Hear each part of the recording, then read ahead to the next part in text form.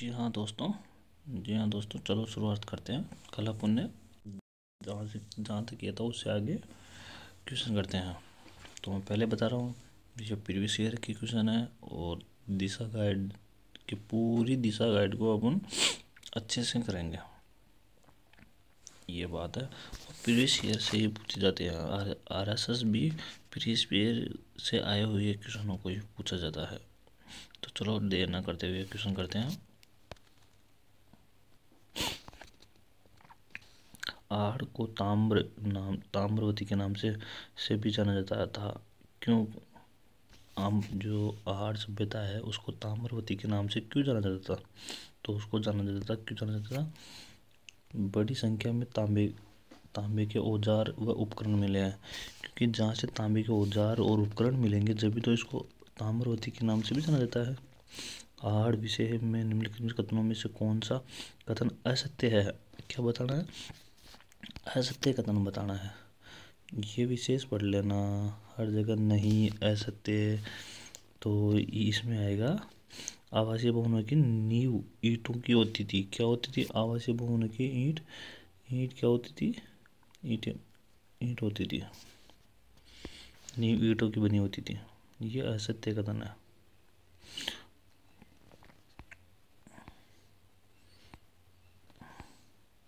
अनाज रखने के बड़े मर्तबांड जिन्हें गोरे बंडोर कहा जाता था, किस सभ्यता से प्राप्त हुए थे? तो वो किस सभ्यता से प्राप्त हुए थे? आहड़ से। और आहड़ सभ्यता कहाँ पर है? यह है ये कहाँ पर है? उदयपुर में है। ये कहाँ पर है? उदयपुर में है। ये आहड़ सभ्यता कहाँ पर है? आहड़ सभ्यता उदयपुर में है। किस नदी के किनारे?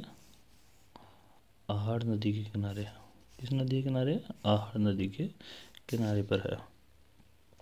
राजस्थान में लोहा धातु के प्राचीनतम साक्ष्य किस पात्र संस्कृति से प्राप्त हुई है? किस संस्कृति से प्राप्त हुई है? किस संस्कृति से प्राप्त हुई है? तो ये हो गया है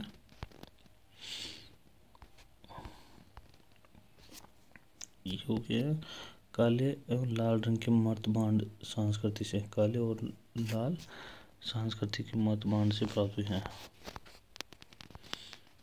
चलो, कौन सी वस्तु आहड़ सभ्यता के स्थानों से संबंधित है? नहीं थी। कौन सी धातु आहड़ सभ्यता के स्थानों से संबंधित नहीं थी? तो वह कौन सी नहीं थी? चित्रित धातु धतुर मर्तबांड। लाल काले मर्तबांड वाली संस्कृति का प्रमुख केंद्र था। जो लाल और काले मर्तबांड वाली जो संस्कृति थी उसका प्रमुख केंद्र क्या था? तो उसका प्रमुख केंद्र था आहड़। आहड़ को किस संस्कृति का प्रमुख केंद्र माना जाता है? तो आहड़ जो सभ्यता है वो किसका प्रमुख केंद्र है? तो वो है काले और लाल एवं काले मर्तबांड संस्कृति का प्रमुख केंद्र माना जाता है। कौन सी फसल का उत्पादन आहड़ में नहीं किया जाता? जो फसल है उसका आहड़ में उत्पादन नहीं किया जाता। तो ये क्वेश्चन डिलीट हो गया था। तो इसमें गेहूँ, ज्वार और चावल दोनों है। इसमें गेहूँ भी आ गया, चावल भी आ गया और ये दो आ गए, तो ये डिलीट हो गया था। आहड़ के उन्नत से प्राप्त कौन सी सामग्री बाह्य संपर्कों का संदेश देती है? संपर्कों जो बाह्य संपर्क होते हैं उनका संदेश कौन सी देती? तो है लेपिल लाजुली। लेपिल लाजुली है। लेपिल लाजुली क्या होता है? ये एक प्रकार का पत्थर होता है जो ईरान में भी प्राप्त होता है। कहाँ प्राप्त होता है? ईरान में भी प्राप्त होता है। दो मुंह का चूल्हा बहुत प्रकार के बर्तनों के साथ सिलाबट्टों व पैन निम्नलिखित में से किस स्थान से खुदाई में प्राप्त हुए हैं? तो ये प्राप्त हुए थे सभी कहाँ से प्राप्त हुए हैं? आहड़ से।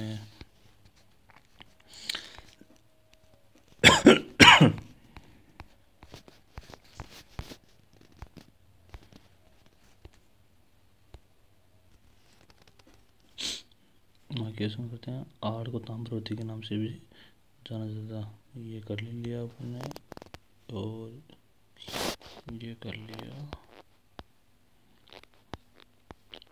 उसके बाद में चलते हैं इधर। आड़ संस्कृति के लोग निम्नलिखित में से कौन सी धातु से परिचित नहीं थे? जो आड़ के लोग हैं वो कौन सी धातु से परिचित नहीं थे? तो वो नहीं थे चांदी से।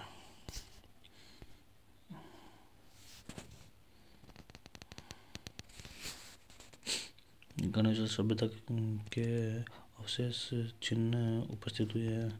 जो गणेश और सभ्यता है नीम का थाना में है। अभी जो जिले बने तो किस में है? नीम का थाना में है।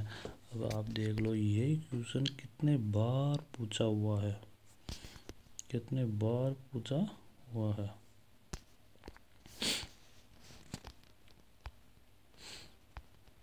निम्नलिखित में से किस सभ्यता को भारत में सभी ताम्र युगीन सभ्यताओं की जननी एवं ताम्र संचयी कहा जाता है? जो ताम्र सभ्यताओं की जननी किसे कहा जाता है? तो वो कहा जाता है गणेश्वर। सबसे पहले गणेश्वर सभ्यता में ही प्राप्त हुआ था। प्रागैतिहासिक स्थल जहाँ से भारी मात्रा में ताम्र उपकरण प्राप्त हुए हैं, जहाँ से क्या हुए थे? भारी मात्रा में तांबे के उपकरण प्राप्त हुए थे। तो वो कौन सी है? वो है गणेश्वर सभ्यता। निम्नलिखित में से किस नदी के किनारे स्थित गणेश्वर सभ्यता में ताम्र युगीन सभ्यता के अवशेष प्राप्त हुए थे? जो अब नदी का नाम पूछ लिया तो ये है कांतली नदी के किनारे है। ये कहाँ है? ये है कांतली नदी के किनारे। ये भी क्वेश्चन बहुत बार पूछा जाता है।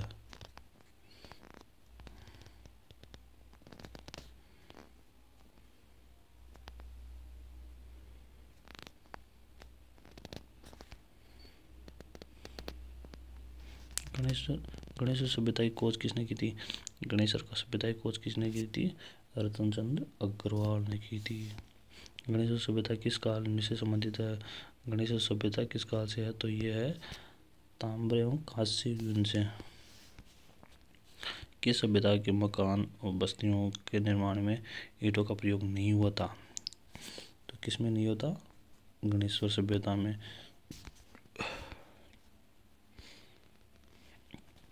गणेश्वर से प्राप्त मर्द भांड किस प्रकार के होते हैं?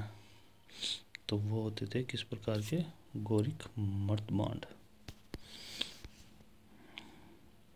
सुमेलित करना है।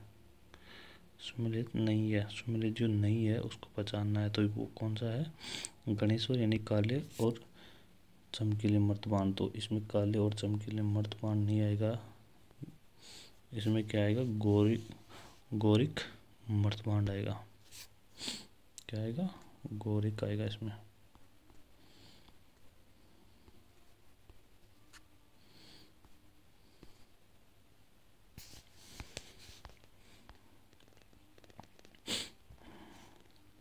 बेराट प्राचीन काल की राजधानी थी। बेराट की प्राचीन काल की राजधानी क्या थी? मत्स्य। क्या थी? मत्स्य। बेराट से संबंधित नहीं है। बेराट से संबंधित क्या नहीं है? राव जी की पहाड़ी। और बेराट में क्या क्या है? बीजक डूंगरी है, भीम जी की डूंगरी है, महादेव की डूंगरी है। ये सब कहाँ पर है? ये कहाँ पर है? जयपुर में है।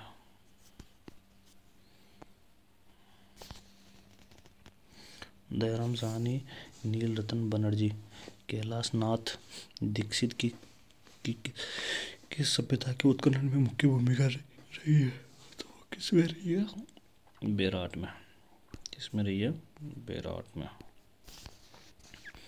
विजय की पहाड़ियाँ मौर्यकालीन स्तूप चेतना का एक खंडहर है जिसका निर्माण बारी बारी से लकड़ियों के बस्ती के ईंटों के चूने के पत्थर से ब्लास्ट किए गए पैनलों से होता है। तो ये क्या कहलाता है? तो यह है बेराट। क्या है? बेराट। निम्न में से कौन से मत्स्य की राजधानी थी जिसका उल्लेख महाभारत में एक राज्य के रूप में किया गया है, जो जयपुर, अलवर, भरतपुर क्या इससे तक फैला हुआ था।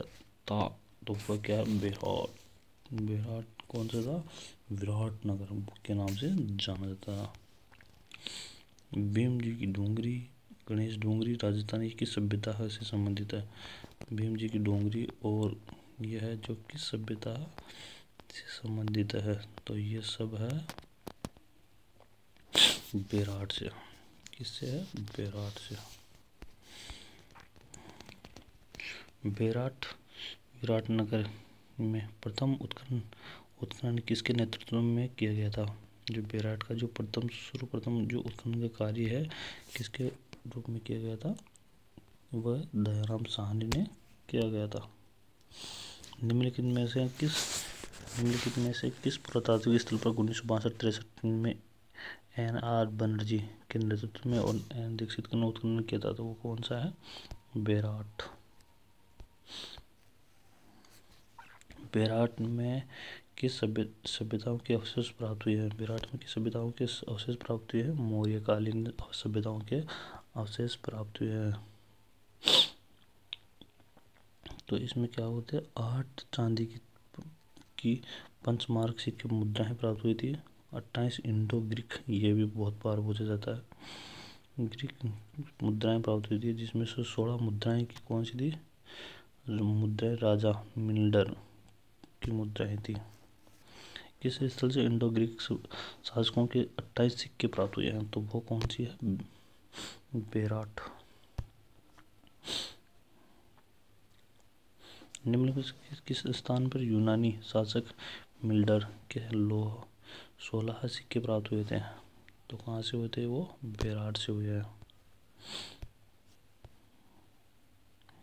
निम्नलिखित में से किस उत्खनन स्थल में चांदी की मुद्राएं पंचमार्क प्राप्त हुई थी? तो वो कहाँ से हुई थी? बेराट से।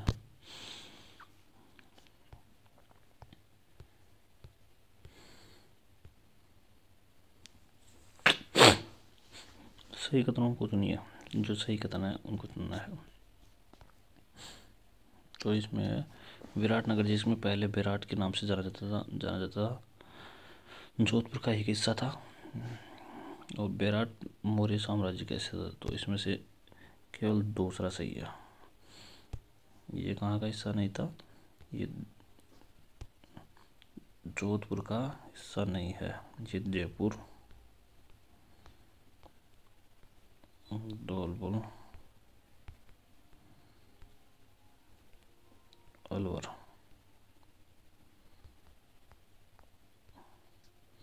अलवर का हिस्सा है।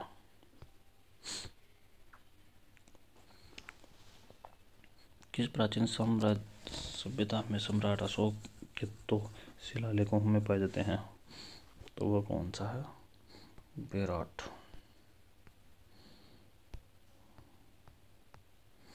बेराट के पास भीम जी की डोंगरी के तल पर 2 शिलालेख पर बेराट शिलालेखों में लघु शिलालेख की खोज की गई थी। तो वो कौन सा है? अशोक। सन 1837 में बिजू पहाड़ी बेराट स्थित अशोक के शिलालेखों को किसने खोजा था? तो किसने खोजा था? कैप्टन बर्ट ने खोजा था। महाभारत काल के अवशेष कहाँ से प्राप्त हुए हैं? तो महाभारत के अवशेष हुए थे अलवर के निकट स्थित बेराट, भरतपुर के नोहा तहसील से। ये नोहा क्या है? नोहा तहसील भी पड़ती है।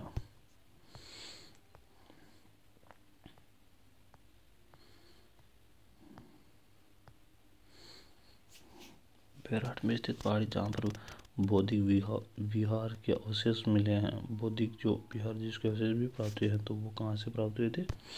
बीजक की पहाड़ी से। उत्तर गुप्तकालीन शंख लिपि के में लिखे लिख मिले हैं, तो वो कहाँ से प्राप्त हुए हैं? बेराट से। 300 ईसा पूर्व से 300 ईसा पूर्व तक के काल में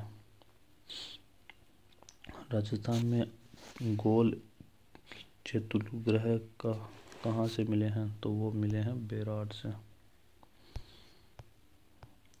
किस पुरातत्व स्थल के निवासी वस्त्र बुनाई की तकनीक किससे परिचित थे? बेराट से। राजस्थान में बौद्धिक संस्कृति के अवशेष कहाँ से प्राप्त हुए? तो ये तो बेराट से।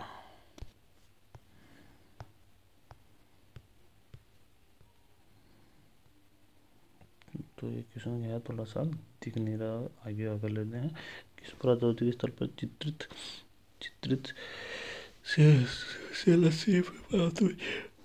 ये हो गया बेराट से। बेराट के बौद्धिक मठ और अशोक स्तंभ के आधार पर राजस्थान के बौद्धिक धर्म के प्रमुख स्थान है, तो वो कौन सा है? बेराट।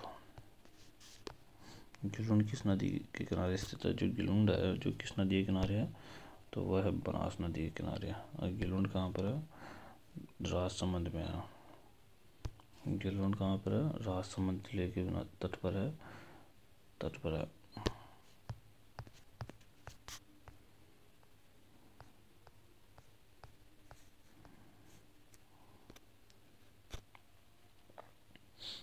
गिलुंड सभ्यता के अवशेष किस युग से प्राप्त होता है? ताम्र प्रस्तर से प्राप्त हुए हैं।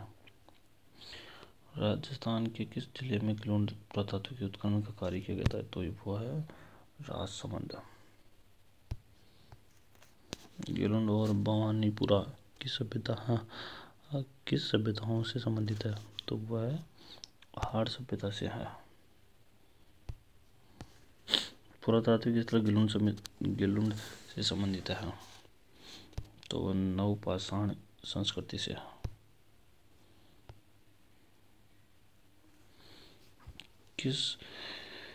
कौन गिलुंड सभ्यता से संबंधित नहीं है? तो कौन नहीं है? डॉक्टर बनू सूरजबान नहीं है। किस जिले में बारातर सभ्यता स्थित है? कौन से जिले में बारातर सभ्यता स्थित है? वो है उदयपुर में है।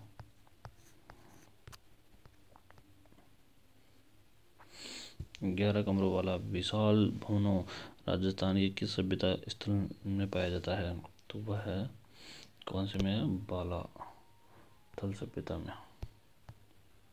बालाथल सभ्यता का उत्खनन किसके निर्देशन में हुआ था? जो बालाथल सभ्यता है उसका निर्देशन किस सभ्यता में हुआ था? V.N. मिश्र। किसमें हुआ था? V.N. मिश्र। राजस्थान में कौन सा प्रागैतिहासिक तथा ताम्र पाषाण काल से है? तो वो कौन से है? बालाथल से। पुरातात्विक स्थल नदी के सम्मिलित नहीं है। कौन सा पुरातात्विक है जो नदी से सम्मिलित नहीं है? तो वो नहीं है बालाथल कांतली नदी, ये बनास नदी के ऊपर है।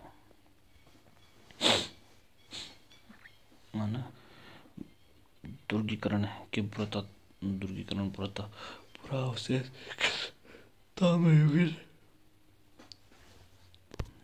बालाथल से। कौन सा आहड़ बनास संस्कृति का पुरातात्विक स्थल है जो राजस्थान के उदयपुर जिले में वल्लभ नगर तहसील में स्थित है? तो वो कौन सा है? बालाथल।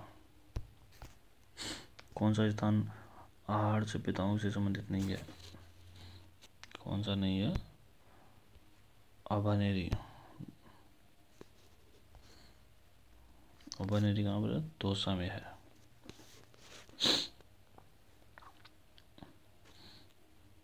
उन्नीस में राजस्थान के भीलवाड़ा जिले में किस स्थल की खुदाई की गई थी? कौन से स्थल की खुदाई की थी 1910 में? यह हुआ था लचूरा में हुई थी।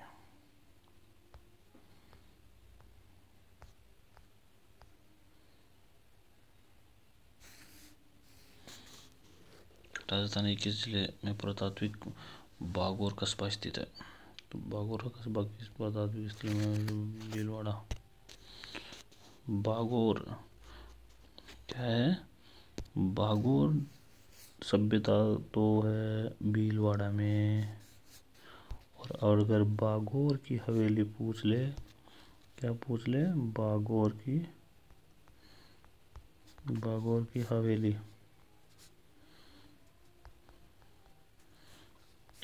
पूछ ले तो ये है कहाँ पर है? उदयपुर में है। जिसमें क्या है? जिसमें विश्व की सबसे बड़ी पगड़ी रखी हुई है।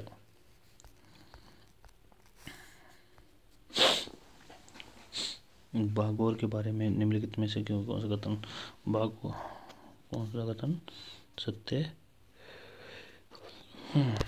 तो इसमें ए और दोनों आएंगे। बागोर भीलवाड़ा जिले की नदी एक कांट पर स्थित है। तो वह कौन सी नदी कांट पर स्थित है? वो है कोठारी। प्राग ऐतिहासिक काल में बागोर सभ्यता के अवशेष कोठारी नदी के तट पर किस स्थान से प्राप्त हुई है? तो वह कौन सा है? महासतियों। राजस्थान के किस स्थान पर एक कंकाल के गले में पत्थरवर हड्डियों का हार मिला है? तो वह कौन सा है? बागोर।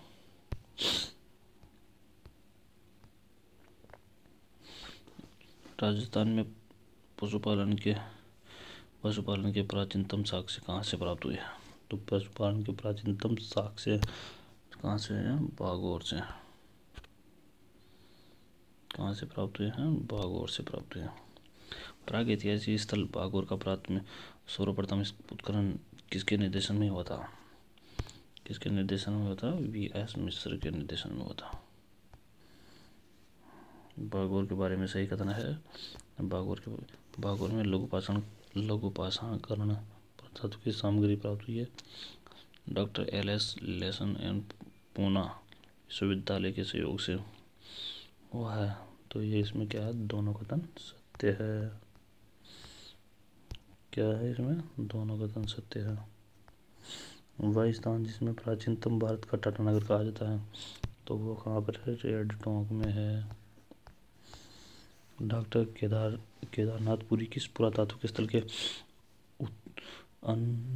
अनुसंधान करता है? किसके अनुसंधान करता है? किसके? रेड टोंक के हैं। राजस्थान के किस पुरातात्विक स्थल की अपोलोडोट्स के सिक्के प्राप्त हुए हैं? वो है रेड टोंक। किससे प्राप्त हुई है? रेड से।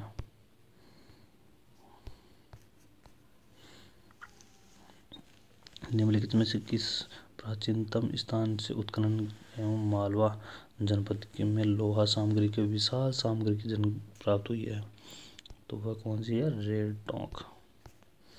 किस पुरातात्विक स्थलों को पूर्व में मालव नगर कहते थे? किसे कहा जाता था? रेड नगर टोंक को कहा जाता था।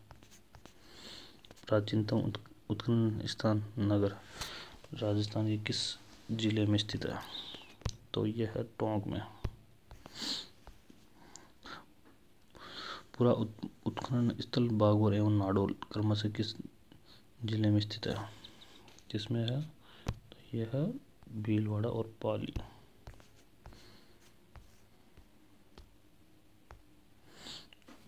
किस स्थान में जाग बाबा प्रतिमा प्राप्त हुई थी? जाग बाबा की प्रतिमा कहाँ से प्राप्त हुई थी? नोह भरतपुर जिले में पड़ता है। भरतपुर के किस गांव में उत्खनन का ताम्र युगीन सभ्यताओं के अवशेष प्राप्त हुई है? तो वह हुई है नौ से। किस पुरातात्विक स्थल में खुदाई से खड़े यक्ष की पाषाण प्रतिमा प्राप्त हुई है? तो वो कहाँ से प्राप्त हुई है? नौ से प्राप्त हुई है। साबी नदी के तट पर प्राचीनतम साक्ष्य राजस्थान की सभ्यताओं का कौन सा स्थान बसा हुआ था? तो वो कौन सा बसा हुआ था? जोधपुरा सभ्यता।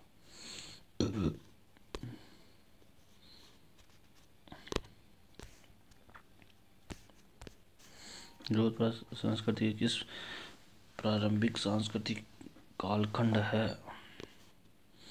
तो वो कौन सा? प्राइमेडिय थर्ड में। किस पुरातात्विक स्थल को दरतुल घाट के नाम से जाना जाता है। किसे जाना जाता है?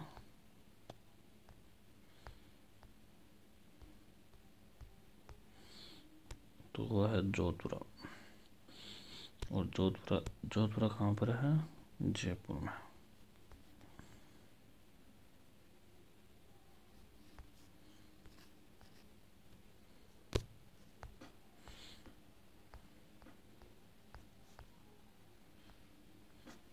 राजस्थान के किस जिले में ओसियाना स्थल स्थित है? तो वो कहाँ पर है? भीलवाड़ा में। भारतीय पुरातात्विक सर्वेक्षण जयपुर के क्षेत्र द्वारा राजस्थान के ओसियाना स्थल पर उत्खनन किस अवधि वर्षों के दौरान किया गया था? किस अवधि और वर्षों के दौरान किया गया था? ये 2000 और 2001 में किया गया था। ओसियाना के उत्खननकर्ता कौन है?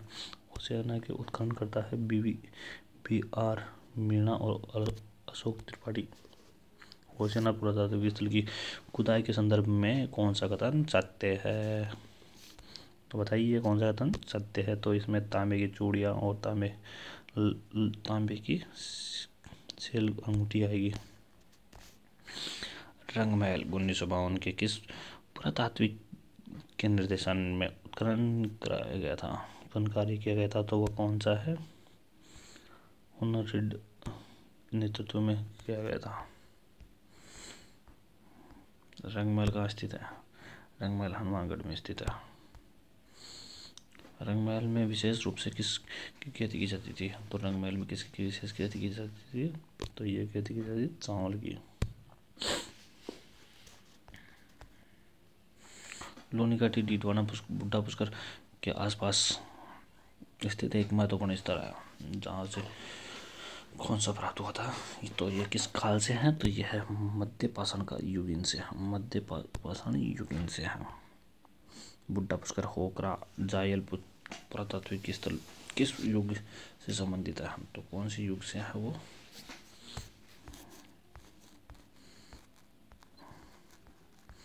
किस युग से है? यह है पाषाण युगीन से। सुनहरी सभ्यता के अवशेष कहाँ से प्राप्त हुए हैं? सुनहरी सभ्यता जो झुंझुनू में है। नीम का ताना झुंझुनू में। खेतड़ी के किस गांव में अयस्क के लोहा बनाने की भट्टियां प्राप्त हुई है? तो वह सुनहरी सभ्यता से पड़ती है। बीनमाल सभ्यताओं के पता रामचंद्र अग्रवाल द्वारा वर्ष 1953 में सबसे पहले राजस्थान के किस जिले में लगाया गया था? तो वह कौन सा है? जालोर। राजस्थान के जालोर जिले में निम्नलिखित सभ्यताओं की खोज की गई थी। तो वह किसकी की थी? भीनमाल की। पुरातत्वविद कार्लाइल के किस स्थान पर महापाषाण की कब्रों का खोज किया गया था? तो वह है दौसा। भीमबड़क क्षेत्र स्थित है। तो वो कहाँ पर है? जोधपुर में।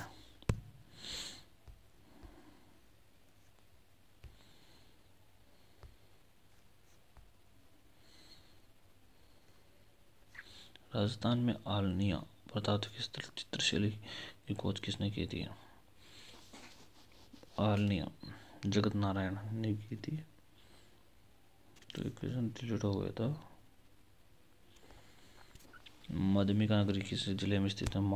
माध्यमिका नगरी किस जिले में स्थित है? तो यह है चित्तौड़ में।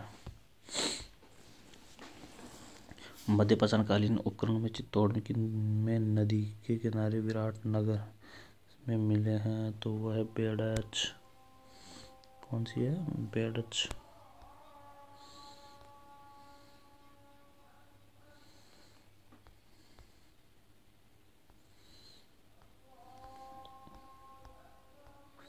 सर्वप्रथम राजस्थान में कहाँ से पूर्व पाषाणकालीन अस्त कुठार यानी कुल्हाड़ी की खोज की थी? कुल्हाड़ी की जो सर्वप्रथम खोज की गई थी वो कहाँ पर है? जयपुर और इंद्रगढ़ से। जयपुर और इंद्रगढ़ शहर। राजस्थान के किस जिले में डीडकर शैलकला पुरातात्विक स्थल है? तो वह है अलवर से।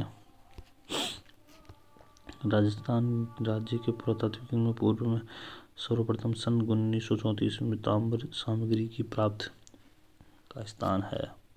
पर्वतसर तहसील का गांव है। तो वो कौन सा है? कुराड़। कौन सा है? कुराड़। निम्नलिखित में से कौन सा स्थान लघु पाषाण युगीन संस्कृति से संबंधित है? तो वह कौन सा है? लघु पाषाण में सोजत है, दानेरी है और तेलवाड़ा है। जाडौल जयपुर, कुराड़ नागौर, सामणिया बीकानेर, नांदला जयपुर में क्या समानता है? तो इनकी क्या समानता बतानी है? ये यहाँ से ताम्र उपकरणों के भंडारण प्राप्त हुए हैं। क्या प्राप्त हुए हैं? ताम्र उपकरणों के भंडार प्राप्त हुए हैं। निम्नलिखित से लोहा युगीन सभ्यता है। निम्नलिखित में से लोहा युगीन सभ्यता है। तो लोहा युगीन सभ्यता कौन सी थी? नौभरतपुर, जोधपुरा, कोटपुतली तो ये अब है, पहले जयपुर था, और सुनहरी झुंझुनू। कौन सा ताम्र पाषाणी स्थल है? कौन सा ताम्र पाषाण स्थल है? तो कौन सा ताम्र पाषाण स्थल है? यह आहड़। इनमें कौन सा तो मध्य पाषाणी स्थल राजस्थान में स्थित है? तो वो कौन सा है? मध्य पाषाण स्थल पूछ रहा है, तो मध्य पाषाण होगा बागौर और तेलवाड़ा। राजस्थान ये किस स्थान में पुरातात्विक युगीन उपकरण उपलब्ध हुए हैं? पुरातात्विक उपकरण पूछ रहा है, तो पुरातात्विक कहाँ से है? भानगढ़ से। ताम्र युगीन स्थल जाडौल कहाँ से स्थित है? तो जाडौल तो सीधा सहायक है, उदयपुर में स्थित है। ओ एक नज़र यहाँ पर मार लेते हैं। देखो सीधा सहायक है। पूरा पाषाण युगीन काल का पूछ रहा है। पूरा पाषाण युगीन 2400 ईसा पूर्व से 10,000 ईसा पूर्व तक स्थल है डीडवाना क्या है? सबसे प्राचीनतम स्थल है जायल, जो नागौर और भानगढ़ अलवर में है। इंद्रगढ़ बूंदी और दर क्या है? भरतपुर। इसमें औजार पूछ रहा है। व्यापारिक आग से परिचित है ये।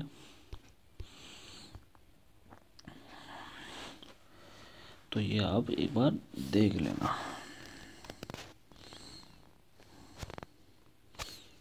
मैं तो क्या है इसमें आहड़ का देख लेना। जो यहाँ पर पहिए का आविष्कार हुआ था, क्या हुआ था? पहिए का आविष्कार।